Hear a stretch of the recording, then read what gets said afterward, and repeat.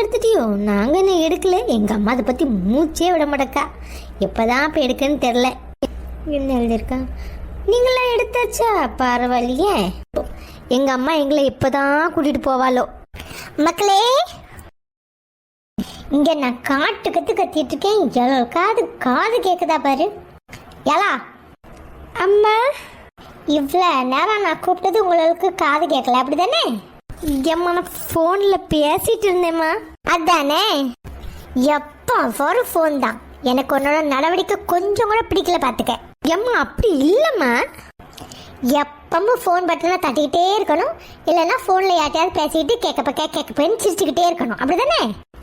ஏம்மா, என் ஃப்ரெண்ட்ஸ்க்கு கிட்ட தானம்மா பேசிட்டு இருக்கேன். ஏம்மா இப்படி பேசுறா? ஏன்னா நீ அப்படி நடந்துகிட்டு இருக்கா? நாங்க ஒத்தையில வேலை செஞ்சிட்டு இருக்கேன். உங்கள எவ்வளவுக்காவது அம்மா தனியா வேலை செஞ்சிட்டு இருக்காளே, கொஞ்சம் வந்து கூட மாட வேலை செஞ்சு தருவோன்னு கொஞ்சமாவது என்னமா இருக்கா? சும்மா அந்த போனை வச்சுக்கிட்டு ஈன்னு இழிச்சுக்கிட்டே இருக்கணும், இல்லைன்னா டிவிக்கு சண்டை போட்டுட்டு இருக்கணும். ஏம்மா, நான் இவ்வளவு நேரம் படிச்சுட்டு இருந்தேம்மா. அப்புறம் எப்படிமா உனக்கு வேலை செஞ்சு கொடுக்க முடியும்? நீ அவளை சொல்ல வேண்டியதானம்மா. எப்ப பாரு என்னையும் சொல்லிக்கிட்டு இருக்கா. இவ்வளோ நான் கத்தின பிறவும் என் பிள்ளை குனிஞ்சதெல்லாம் நிமிராம படிச்சுட்டு இருக்கா. நீ அவளை குறை சொல்லிட்டு இருக்கேனே. எம்மோ, அவளை கொஞ்சம் குனிஞ்சு பாருமா. அவள் ரொம்ப நேரமா தூங்கிட்டு தான் இருக்கா. அவளை போய் குடிஞ்ச தலை நிமிராம படிச்சுட்டு இருக்கேன்னு சொல்றியம்மா. ஐயோ ஐயோ, தூங்கிட்டு இருக்காள பாப்போம். யமுனா, எம்மோ, அடடா, என் புள்ள படிச்சு படிச்சு ரொம்ப களைச்சி போயிட்டா போல. இன்னும் சாப்பிட கூட இல்லையே. மக்களே, எந்திமா, கொஞ்சம் சாப்பிட்டு தூங்குடா. ஏ ராஜா, எந்திமா. ஏன் இடுப்புல தூக்கி வச்சு கொஞ்சம் வேண்டியதானே? யாட்டி அவளை பார்த்து கரிஞ்சுக்கிட்டே இருக்கா. ஏமா இப்படி பேசுற? நானாவது தூங்காம போனை தாம பாத்துக்கிட்டு இருந்தேன்.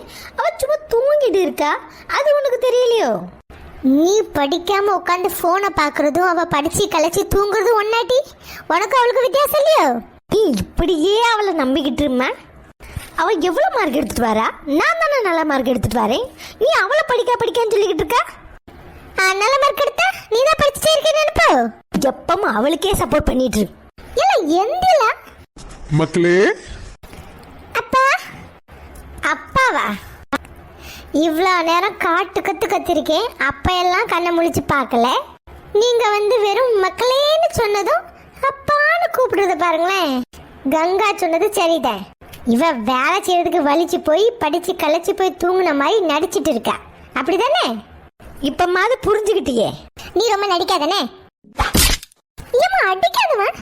விடு சரசு, நானே இப்பதான் பிள்ளைகளை பார்த்திருக்கேன். அதனாலதான் என் சத்தம் கேட்டதும் சட்டுன்னு எந்திரிச்சிட்டா. ஒரு வருஷம் கழிச்சு பாக்கல உங்க பிள்ளைல. காலையில தானே வேலைக்கு போனீங்க.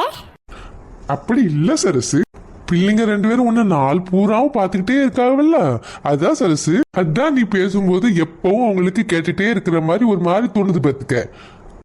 ஆனா நான் அப்படி இல்லல, காலையில போனா ராத்திரிக்கு தானே வரேன்.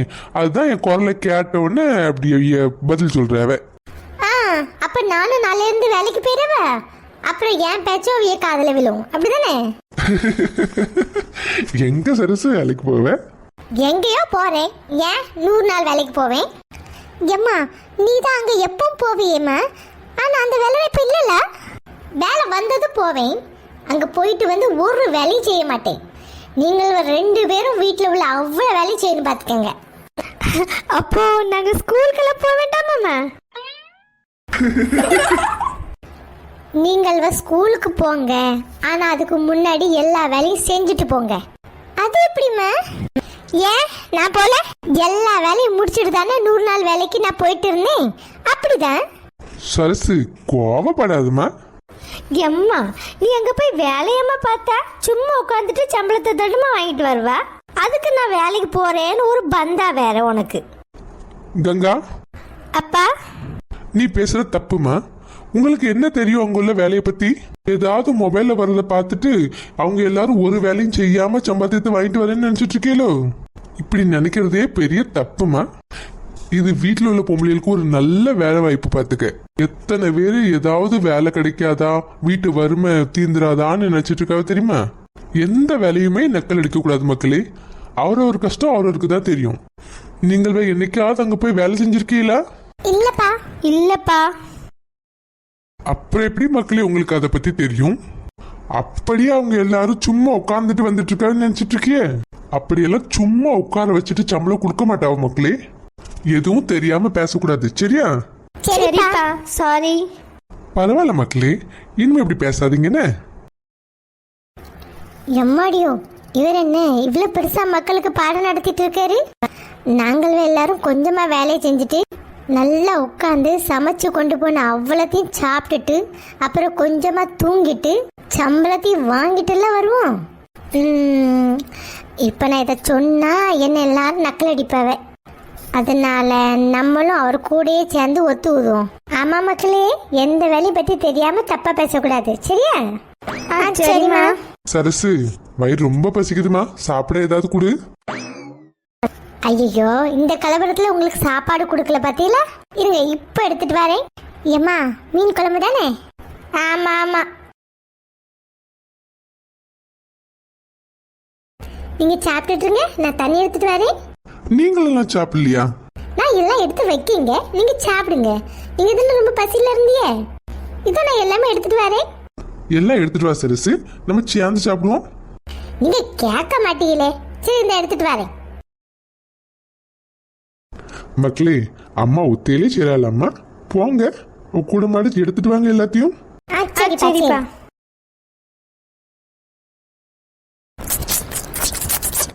ரொம்ப நல்லா இருக்கு சரசு. சாப்பிடுங்க சாப்பிடுங்க. சரசக்கா. சரசக்கா, சண்முகனே எப்படி இருக்கீங்க? நல்லா இருக்கு சின்ன பொண்ணு. காலையில தானே நம்ம பார்த்துக்கிட்டோம்.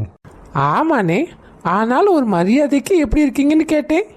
நல்ல மரியாதை குடிக்கிறேன் சின்ன பொண்ணு. என்ன நானே ரொம்ப பெருமையாக பேசுகிறேன்னு நினச்சிக்கிறாங்கண்ணே. நான் எல்லார்ட்டையும் ரொம்ப மரியாதையாக பேசுவேன் தெரியுமாண்ணே. ஆமா ஆமா சின்ன பொண்ணு, சின்ன சோனை பத்தி ரொம்ப சொல்லியிருக்கான். ஆ, சொல்லியிருப்பாரு. அவருக்கு தான் என்னை பற்றி ரொம்ப நல்லா தெரியுமே. சரிதான். சரசக்கா, அண்ணே என்ன நக்கல் அடிக்கவளோ? அப்படியெல்லாம் இல்ல சின்ன பொண்ணு. ஏன் கச்சிருக்கிய? என்கிட்ட மரியாதை கொட்டி கிடக்குக்கா, நம்புங்க. நம்புற சின்ன பொண்ணு, நம்புறேன். சரி, எல்லாரும் சேர்ந்து இப்பயே வந்திய? ஆமா சின்ன பொண்ணு, வந்த வேலையை பார்ப்போம். சாப்பிட்டாச்சாக்கா? கீதா, சாப்பிட்டாச்சு. நாலுமுடி, இதான் நம்ம வந்த வேலையோ? இல்லம்மா, சும்மா கேட்டேன். மீன் குழம்பு வாசம் ஆளை தூக்குச்சு, அதான் கேட்டேன். அட கீதா, கண்டுபிடிச்சிட்டியே, மீன் குழம்பு தாம்மா. அப்படியா? சாப்பிட்டு முடிச்சிட்டேலோ? கொஞ்சம் குழம்பு இருக்குமா அக்கா? ஏக்கா, இருந்தா எனக்கு ஒன்று. ஐயோ கீதா, குழம்பு இல்லையம்மா. குழம்பு நல்லா இருக்குன்னு எல்லாம் நல்லா சாப்பிட்டுட்டோம். நான் சாப்பிட்டெல்லாம் முடிச்சு பாத்திரத்தையே கழுவி எடுத்துட்டேன். நீங்கள் வேணா சாப்பிடலையோ? அதெல்லாம் சாப்பிட்டாச்சுக்க. ஆமாக்கா, சாப்பிட்டாச்சு. ஆமாக்கா, நானும் சாப்பிட்டுட்டேன். அப்புறம் ஏன் கீதா குழம்பு கேட்கா? ஒருவேளை உங்கள்கிட்ட இருந்து குழம்பு கிடைச்சிட்டுன்னு வச்சுக்கோங்க, நாளைக்கு காலையில் டிஃபன் பண்ணணும்னு அவசியம் இல்லைல்லக்கா, அதான் கேட்டேன். ஆளப்பாரு, இதெல்லாம் ஒரு பொழப்பா உங்களுக்கு? அதானே. நீ வாயை மூடு. சரி, குழம்பு மாட்ட விடுங்க, ஷாப்பிங் பற்றி பேசுவோம். ஏக்கா, எப்போக்கா ஷாப்பிங் போகலாம்? இப்போ போகலாமா? சச்சு, நாளைக்கு எப்போ போகலான்னு கேட்டேன் சச்சு. மதியம் சாப்பிட்டுட்டு கிளம்பலாம். ரவிக்கு சாப்பாடுமே மதியமே சமைச்சு வச்சிருங்க, இல்லைன்னா வீட்டுக்கு ஓடி ஓடி அவசரமா வரணும். அப்போ மதியமே நைட்டு சாப்பாடு சமைக்க சொல்றீங்களா சச்சு? ஆமால, அப்போதால நிம்மதியா ட்ரெஸ் எல்லாம் பார்க்கலாம், இல்லைன்னா வீட்டுக்கு அவசரமா ஓடி வரணும் நைட்டு சாப்பாடு செய்யறதுக்கு. ஆமாக்கா, அதுவும் சரிதான். அக்கா, நாளைக்கு நைட்டுக்கு எனக்கும் நீங்களே சேர்த்து சமைச்சிருங்கக்கா. எனக்கு வேண்டாக்கா, சீனாக்கா உங்க அப்பாவுக்கு மட்டும் தந்தா போதும். நான் மதியம் உள்ளதையே வச்சு அவ அட்ஜஸ்ட் பண்ணிக்கிடுவேன். ஏன்னா நான் சமைச்சிட்டு இருந்தேன்னு வச்சுக்கோங்க, அப்புறம் நம்ம டைமுக்கு கிளம்ப முடியாது பார்த்துக்கோங்க. புரியுதாக்கா? நான் வேணா கூட மாட வந்து உங்களுக்கு வேலை செய்கிறேன், அதெல்லாம் நீ ஒன்றும் செய்ய வேண்டாம் கீதா. நைட்டுக்கு நானே உனக்கு சாப்பாடு தந்துடுறேன். அப்போ நாலுபடி உங்களுக்கு மதிய சாப்பாட்டுக்கு நீங்களே சமைச்சிடுவீங்களோ? இல்லை சின்ன பொண்ணு, நான் மீனா வீட்டுக்கு போகலான்ட்டு இருந்தேன் காலையிலேயே. அவளும் ஒத்தையில் இருக்கா பத்தியா, அவளுக்கு கூட மாட அங்கே இருந்து நாங்கள் ரெண்டு சேர்ந்து சமைச்சிட்டு மதிய சாப்பாடு நான் பார்த்துக்கிடுவோம். போய் தொலைங்க. சின்ன பொண்ணு, எந்த கீதா இப்படி செய்யாத சின்ன பொண்ணு, அப்படி செய்யாத சின்ன பொண்ணு, படாத இடத்துல பற்ற போது பரவனுக்கா தான் காசு 5 பைசா செலவழிக்க மாட்டேக்கு. சும்மா இரு சின்ன பொண்ணு. நாலுமுடி பலத்த அடியோ. நீ வாய மூடுமா. சரி சச்சு, நாளைக்கு மீட் பண்ணலாம். Good night. வாரேக்கா. ஷண்முகனே குட் நைட். குட் நைட் சின்ன பொண்ணு. Good night Sachu. சரி சின்ன பொண்ணு. Thank you for watching. Subscribe please. Like, comment and share. மக்களே ரொம்ப ரொம்ப நன்றி. கொஞ்சம் பேர் சப்ஸ்கிரைப் பண்ணியிருக்கிய, லைக்கும் பண்ணியிருக்கிய. ஆமாம் மக்களே, ரொம்ப ரொம்ப நன்றி. இதே போல் எங்களுக்கு எப்பவும் ஆதரவு கொடுத்துட்டே இருங்க மக்களே. என்ன சின்ன பொண்ணு அடிக்கான்னு கோகிவப்பட்டுட்டு சப்ஸ்கிரைப் பண்ணாமல் இருந்துடாதீங்க மக்களே. அதில் சும்மா தான் நடிப்பா பார்த்துக்கங்க. சின்ன பொண்ணு நாலுபடியை நல்லா அடிக்கணுங்கிறதுக்காகவே சப்ஸ்கிரைப் பண்ணுங்க மக்களே. ஏன் மேலே புறம்படுறா? கூல் நாலுமுடி, சும்மா விளையாட்டுக்கு தான் சொன்னேன். ஆமா மக்களே, சப்ஸ்கிரைப் பண்ணிருங்க. அப்பதான் இவங்க அடிக்கடி டீ கடைக்கு வருவாங்க. எனக்கும் பொழப்பு ஓடணும்ல. Bye bye பாய் மக்களே.